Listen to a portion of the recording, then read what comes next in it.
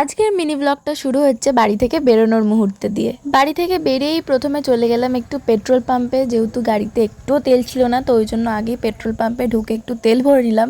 আর যেহেতু একটু বৃষ্টিও পড়ছিল, ওই জন্য পেট্রোল পাম্পে তেল ভরে কিছুক্ষণ দাঁড়িয়েও ছিলাম। তারপর পেট্রোল পাম্প থেকে চলে গেলাম পেট্রোল পাম্পের একদম পাশেই একটা ছোট্ট ক্যাফে টাইপ, ধাবা মতো বলতে পারো, খুব সুন্দর একটা জায়গায় নতুনই ওপেনিং হয়েছে। ওখানে গিয়ে নিয়ে নিয়েছিলাম 2 প্লেট ঘুগনি। আর ঘুগনির টেস্ট নিয়ে তো কিছু বলারই নেই, জাস্ট অসাধারণ।